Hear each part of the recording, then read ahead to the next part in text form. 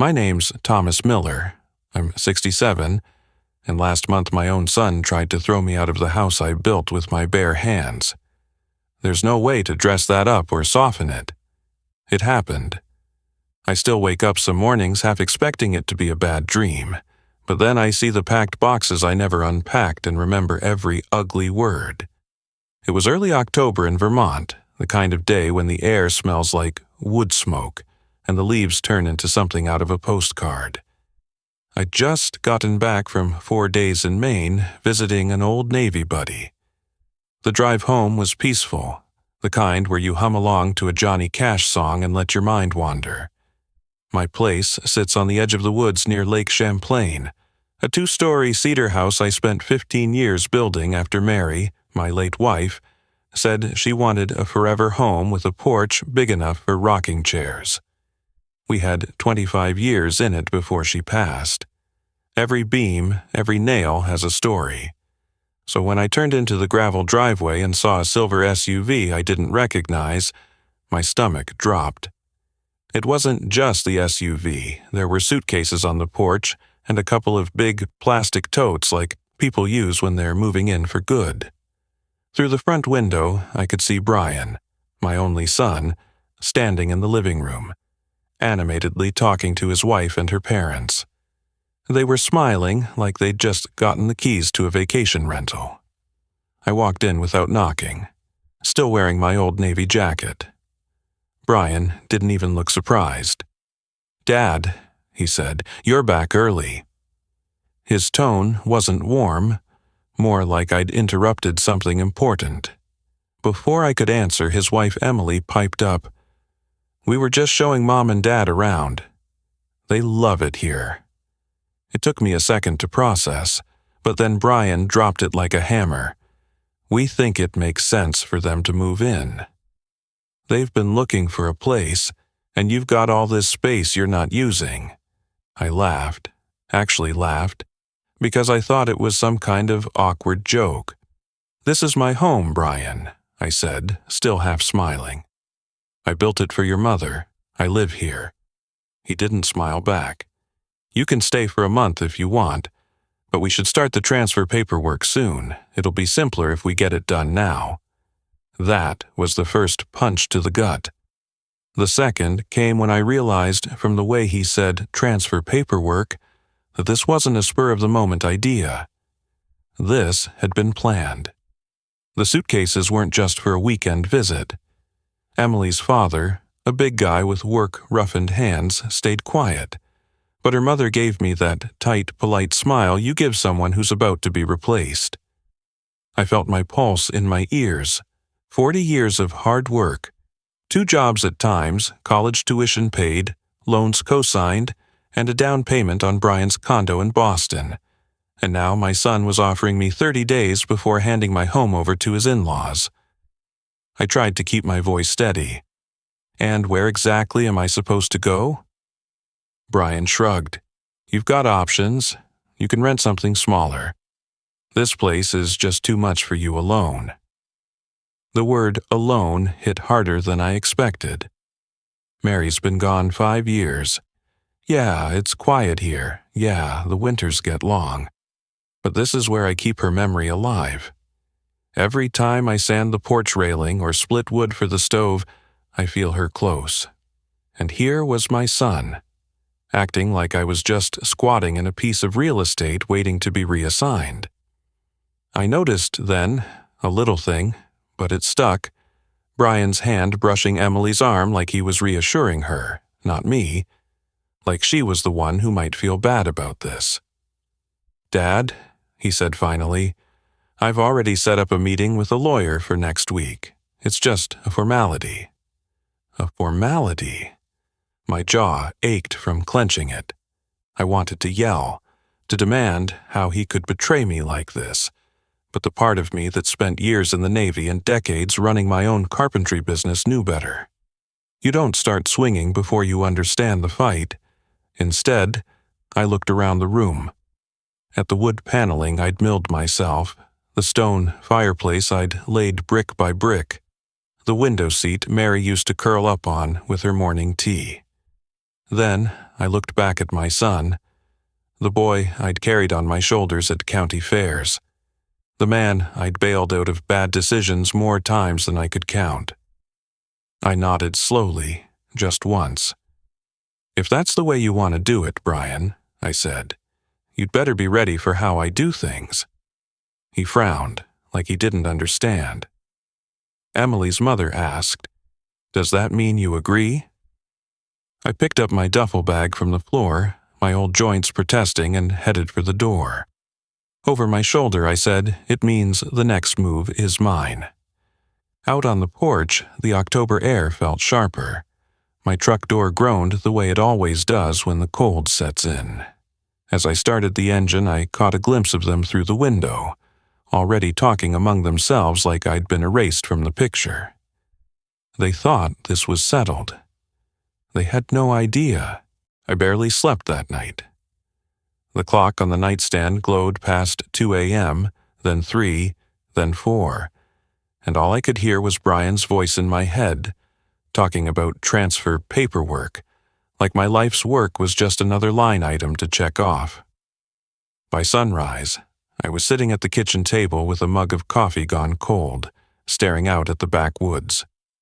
The maples were turning deeper red, and for the first time since Mary died, the place didn't feel like a sanctuary. It felt like a target. I figured I'd start with the obvious: paperwork. Mary had been meticulous about documents, and I still kept everything in the old green safe under the basement stairs. The metal was cold under my hands as I spun the dial. Inside, everything was there. The original deed, property tax receipts, renovation permits, even the first blueprint I drew on graph paper. But something was off. There was a gap where the photocopy of the deed usually sat in its manila folder. It's not the kind of thing you just misplace. I tried to tell myself maybe I'd left it in the office upstairs, but my gut had already settled on the truth. Someone had taken it, and the list of someones was short. Around mid-morning, I called Jerry Walsh, an old friend who'd worked at the county clerk's office for 30 years. He owed me a favor from back when I helped him rebuild his porch after an ice storm. I asked him, casual as I could, if anyone had been sniffing around my property file. He hesitated, then lowered his voice. "Tom, your son called last week. Asked about the process for amending ownership. Said he'd be in to file something soon." The words sat in my stomach like lead. So it wasn't just talk in the living room. He'd been laying the groundwork. By lunchtime, I was pacing the living room, the creak of the old floorboards keeping time with my thoughts. Every time I passed Mary's rocking chair, I saw her hands folded in her lap, the way she used to watch me from the porch while I worked. She'd tell me I was too quick to give Brian the benefit of the doubt. I'd tell her he was just young and figuring himself out. I hated how right she'd been. I decided to see just how far this went. I drove into town, parked a block from O'Malley's bar, and walked in like I was just looking for a beer. Two of Brian's high school buddies, now grown men with more beer guts than hair, were at a corner table. They didn't notice me at first. One of them was laughing about how easy Brian's got it now that his folks' place is basically his. The other asked if I was still in the picture, and the first one snorted. "Not for long. End of the month, he's out. His old man's too soft to fight it." That was my mini-twist. He'd been telling people this was already a done deal. I left without saying a word. I wasn't ready to show my hand. Driving home, the late afternoon sun was low enough to throw long shadows across the road. I kept thinking about the house as if it were a ship I'd built and captained, and now someone else was trying to take the wheel while I was still standing on deck. Back at the kitchen table, I pulled out a yellow legal pad and started making a list. First line, call Daniel. Daniel Harris is an attorney I served with in the Navy, a guy who can read a contract like other men read the sports page. I hadn't needed his services in years, but I knew he'd take my call. When I explained what was happening, Daniel didn't sound surprised. "Family property disputes get ugly fast," he said. "You've got clear title. That's good. We can fortify it. Trust structures, protection clauses. We can make this thing bulletproof before anyone can touch it." Then came the twist at the end of the call. Daniel said, almost as an afterthought, "You should also know, if they're in a hurry, that's leverage. People in a hurry make mistakes." That stuck with me all evening. Why the rush? I found my answer the next morning in the most unexpected way. My neighbor, Linda, was walking her dog past my drive and stopped to chat. She'd been in line at the post office behind Emily's mother the day before. Apparently, she was talking about how our move to Vermont is coming up fast before the bank takes the New Hampshire house. There it was, the deadline. They needed me out before their own ship sank. I stood in the driveway after Linda left, the dog's paw prints in the dust beside my boots, and felt something shift in me. For weeks, I'd been reacting, hurt, angry, blindsided. Now I had a clock, and I had a reason. I went inside, grabbed the phone, and called Daniel back. "I want to move now," I said. "Not just protect the house. I want to make sure they never try this again." There was a pause on the other end, and I could almost hear his smile. "Then, Tom, we're going to need a plan." And as I hung up, I already knew the first step. But it wasn't going to be in a courtroom. It was going to be right here on my land. And when it was done, they'd think twice before stepping foot on my porch again. Daniel met me at Murphy's Diner the next morning, the kind of place where the smell of bacon clings to your clothes long after you leave. The waitress poured us both black coffee without asking, and Daniel waited until she'd gone before leaning in. "All right, Tom, lay it out." I told him everything. Brian's offer, the missing photocopy of the deed, the bar conversation, and what Linda had overheard about the New Hampshire house. His eyes narrowed with each detail. "They're counting on you to be passive. That's their whole play." The snow outside had started falling heavier, sticking to the edges of the window. Daniel tapped the table twice, a habit he'd had since the Navy when he'd settle on a plan. "We can secure the deed today, get the property under a trust by the end of the week. That makes it damn near untouchable." It should have been a relief, but I didn't just want untouchable. I wanted them to know they'd crossed a line they couldn't uncross. "I need more than legal paperwork, Dan," I said. "I need something they'll feel in their bones." He studied me for a beat, then nodded. "You've got something in mind." I did. And it started with someone who lived just 2 houses down. By early afternoon, I was standing on the porch of Nate Harper, a 32-year-old tech whiz who ran a home automation business out of his garage. Last winter, I'd helped him dig out his driveway during a blizzard when his snowblower died, and he'd said, "I owe you one, Tom." Time to collect. Nate's garage looked like NASA, and a scrapyard had a kid. Wires hanging from hooks, smart locks in various states of disassembly, cameras, motion sensors, LED strips coiled like sleeping snakes. When I told him I needed a custom security system, his eyebrows shot up. "How custom are we talking?" "Custom enough that anyone who walks into my house without permission will wish they never set foot on my land." He grinned like a kid on Christmas morning. "Oh, I like this already." We spent the rest of the afternoon sketching it out. Motion-triggered lighting that would strobe unpredictably. Directional speakers to project footsteps and whispers.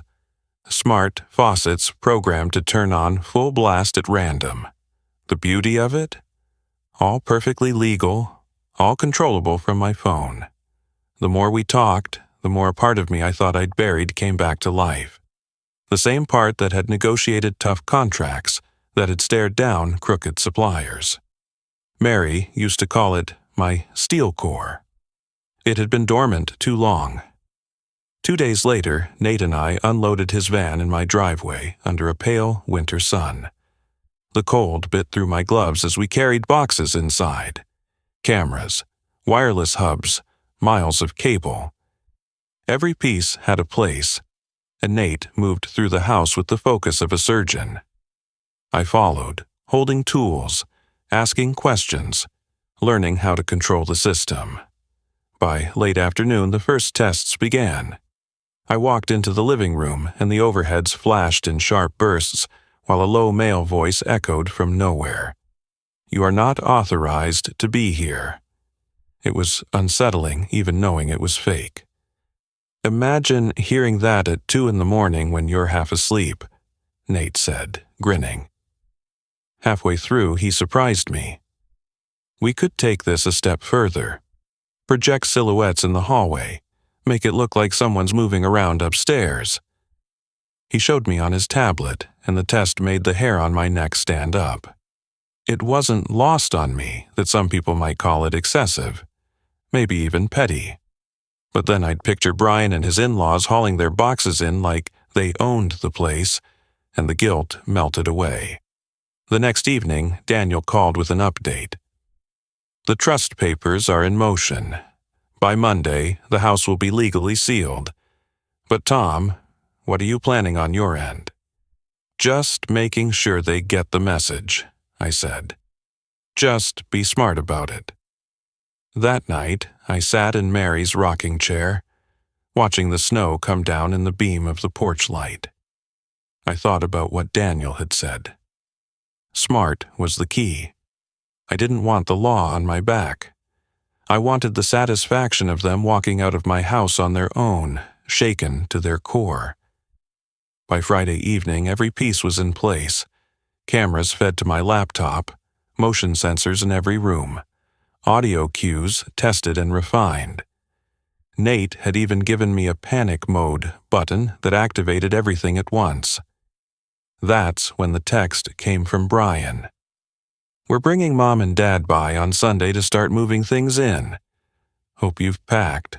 I read it twice, feeling my jaw tighten, then typed back just 2 words. "See you." As I set the phone down, the house felt different. Not like a target anymore, but like a fortress. And for the first time in weeks, I smiled. They thought they were walking into a house. On Sunday, they'd be walking into something else entirely. Sunday came in sharp and cold, the kind of Vermont winter morning where your breath hangs in the air like smoke, and every sound feels louder against the stillness. The lake was a sheet of steel, the pines standing dark and heavy under the frost.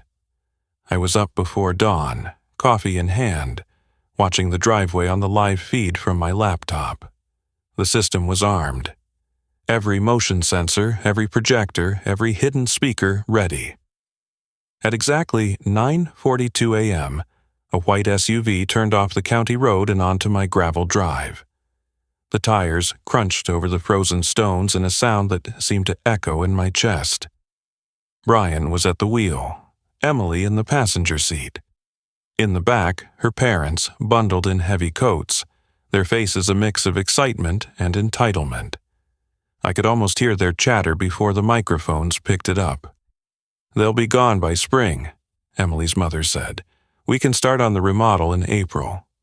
I sat there, jaw tight, letting her words settle. Remodel. Like they'd already signed the deed, they didn't even knock. Brian used the spare key I'd let him have when he was 19, the one I'd kept meaning to ask for back. The door swung open and they stepped inside, lugging bags in a plastic bin labeled "Kitchen, New." The moment they crossed the threshold, the first trigger hit. The entryway lights flared bright, then dimmed to a cold, sterile white. A male voice, deep and flat, filled the room. "Welcome, you are under surveillance." They froze. Brian looked up, scanning for speakers. "It's just Dad's new security system," he muttered. "Ignore it." I gave them 10 seconds to start moving deeper into the house. When they did, the living room came alive, lights strobing in random bursts, shadows slipping along the walls like someone was pacing just out of sight. The voice returned, sharper now. "You are not authorized to be here. Leave immediately." Emily's father turned in a slow circle, his jaw tight. "What the hell is this?" Brian tried to play it off, but I could see the irritation creeping into his face. Dad's being dramatic. That's when I activated the second phase. Hidden speakers in the ceiling began playing the sound of footsteps coming from the upstairs hall, measured, deliberate, like someone heavy was walking back and forth. The water in the kitchen sink burst on at full blast, steam curling into the cold air. Emily's mother clutched her coat tighter. "This is creepy." Brian's voice was tight now. "Dad, enough." I leaned closer to the mic on my desk and spoke low, letting the software distort my words until they sounded almost inhuman. "This is my house. You do not belong here." Emily yelped, dropping the bin. Her father took a step toward the door, but the smart lock clicked shut. Only a 30-second delay, just enough to make them feel trapped. Panic started to bloom. Here's the thing. I designed every trigger to respond to movement. The more they rushed from room to room, the more chaos followed them. Bathroom faucets turning on, shadows flickering in doorways, voices coming from behind them. Emily was half running by now, shouting Brian's name. Then came the twist I'd been saving. The upstairs projector lit up the wall at the top of the staircase with a silhouette. A man's shape, broad-shouldered, holding what looked like an axe. It wasn't detailed, just enough for the mind to fill in the blanks. The motion sensors caught their frozen stares and layered in the sound of slow breathing, close enough to feel. Emily's father swore under his breath. Emily screamed. Brian's face went pale, the kind of pale that makes you think someone might faint. 30 seconds later, the front door unlocked with a solid thunk. They didn't hesitate. Bags were abandoned, coats half-zipped, they bolted to the SUV. Through the camera feed, I watched Brian fumble the keys before finally starting the engine. Gravel sprayed as they tore out of the drive. I sat back, heart pounding, and for a long minute just stared at the empty entryway on the monitor. Every part of me wanted to believe that was it, that they'd had their fill and wouldn't dare come back. But at 4:17 p.m., my phone buzzed. A text from Brian. "Nice try, Dad. We're coming back tomorrow with someone who can make you hand over the house." I read it twice, then looked out the window at the lake, frozen and still. Tomorrow wasn't going to be just a replay. Tomorrow, I'd show them what real no looks like. Brian didn't waste time. Monday morning, just after 9, I saw his SUV pull up on the driveway camera. This time, he wasn't alone. A second car followed, a black sedan with tinted windows that screamed, "Lawyer." The doors opened and out stepped Brian, Emily, her parents, and a man in a charcoal suit carrying a slim briefcase. The cold had settled into a heavy gray over the lake, the kind of sky that made every sound feel sharper. I was already waiting in the front room, fire crackling in the stove, trust documents neatly stacked on the coffee table. Daniel was in the armchair to my left, calm as ever, a folder balanced on his knee. I'd told him exactly how I wanted this to play out, and he'd agreed, though I could see in his eyes he was curious to watch it unfold. The knock on the door was sharp and quick. I opened it to find Brian wearing the kind of smile that doesn't reach the eyes. "Dad," he said, "let's make this easy." He motioned toward the lawyer. "This is Mr. Fields. He's here to get the transfer papers in order." I stepped aside, letting them all in, the warmth from the fire curling into the icy air behind them. Emily's parents moved like they were already at home, brushing past me without a word. Fields set his briefcase down and flipped it open, his pen ready. Mr. Miller, I have a prepared deed transfer here for your signature. Daniel didn't even look up. That's not going to happen. The lawyer frowned. And why is that? Daniel opened his folder and slid a set of papers across the table. Because as of last Friday, this property no longer belongs to my client in the way you think it does. It was transferred to the Vermont Veterans Housing Trust, with Mr. Miller retaining lifetime residency. Legally binding, fully executed, and already recorded with the county. The silence that followed was thick enough to choke on. Brian's face went slack, then flushed red. What? You gave it away? I protected it, I said, my voice steady, from people who thought they could take it without asking. Emily's mother stepped forward, her voice trembling. That's our future you just destroyed. I met her eyes. Number that was my home you tried to steal. Now it's a home that will help veterans who've earned it. Fields cleared his throat, but I could see in his face he knew there was nothing to contest. The paperwork was airtight. Brian's hands curled into fists. You think this is over? We'll fight it. Daniel stood, his presence filling the space in a way that made everyone else seem smaller. You won't win, and every attempt you make will cost you in legal fees. I suggest you walk away before you burn what's left of your bridges. That was the moment the twist hit them. They'd assumed I'd play defense forever. They never considered I'd end the game entirely, changing the rules in a way they couldn't undo. The deed transfer wasn't just protection. It was a statement that the house would never, under any circumstance, be theirs. Emily's father muttered something under his breath. Her mother pulled her coat tighter, and Brian just stood there, staring at the fire like it had personally wronged him. I didn't offer them coffee. I didn't offer them a seat. Finally, Brian broke. You've made a huge mistake, Dad. I stepped closer, my voice low enough that only he could hear. The mistake would have been letting you teach me that family means surrendering to threats. You'll remember this day, Brian, so will I. They left without another word, the slam of the SUV doors echoing off the frozen lake. I watched from the porch as the vehicles pulled away, 2 sets of tire tracks cutting into the frost, leading back toward town. When the sound of engines faded, I stepped back inside. The house felt warmer, quieter. Not the brittle quiet of tension, but the solid, rooted quiet of something that belongs exactly where it is. I looked at Daniel. He gave me a small nod. That's done. I didn't answer right away. I was still letting the reality settle. For the first time in months, my shoulders eased. My chest felt light.